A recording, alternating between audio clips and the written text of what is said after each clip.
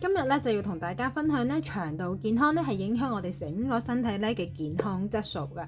第一樣嘢，排便好咧，我哋身體就會好噶咯。健康嘅腸道蠕動咧係可以幫我哋咧排走我哋嘅大便。基本上咧，如果每一日你有1至2次大便而可以成形係一個香蕉狀，大概達到2至3條左右咧，就係一個最理想嘅排便次數啦。但如果咧你條腸係喐得比較慢啦，大便入邊嘅毒素咧就會俾我哋條腸咧再度咁樣咧當營養咧去重新吸收，引起其他一啲咧我哋身體嘅健康問題㗎。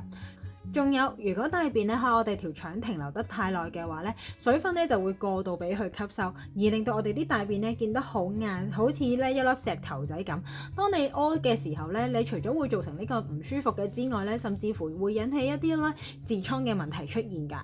第二，我哋條腸咧就係增強我哋個防禦力㗎，因為腸咧係我哋人體裏邊最大嘅免疫器官，而腸壁入邊嘅黏膜就係成為我哋咧免疫咧嘅第一道防線，主要我哋抵擋毒素啦同埋細菌咧進入我哋體內嘅。而腸道入邊咧嘅免疫細胞咧就係我哋第2道防線啦，專門咧對抗咧細菌嘅侵害㗎。我哋咧嘅腸道咧包含咗70%以上咧嘅免疫細胞係集中咗喺入邊嘅，所以咧我哋健康嘅腸道咧係可以咧鞏固翻我哋整個身體咧嘅防禦能力㗎。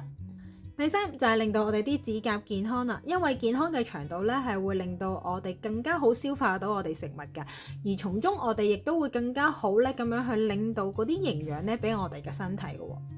一啲嘅營養素就係會令到我哋個指甲咧變得硬淨啦，同埋我哋指甲床咧健康咧嘅必須營養嚟㗎。第四，腸道好氣息好咧就個個都知㗎啦，因為我哋身體咧嘅垃圾咧可以排出嘅話，你就唔會喺我哋個身體裏邊不停咁發酵，甚至乎咧當營養咁樣咧重新吸收喎，亦都可以避免咧我哋日積月累咧咁樣去儲存呢啲毒素咧，令到我哋皮膚會變得暗啞同粗糙㗎。最後咧就係改變我哋嘅心情啦，因為有90% 咧嘅情緒調節嘅神經傳導物血清素啊，就係喺我哋條腸度製造噶啦。當我哋血清素唔足夠嘅情況之下啦，我哋會提高咧抑鬱啦、焦慮呢一啲咧情緒問題嘅風險㗎。如果咧你都覺得我呢條短片對你有幫助嘅話，麻煩你幫我 like 同埋 share 俾你身邊有需要嘅朋友，記得 save 低佢，嚟緊咧可以得閒拎嚟再睇翻啦。我哋下一條短片再見啦，拜拜。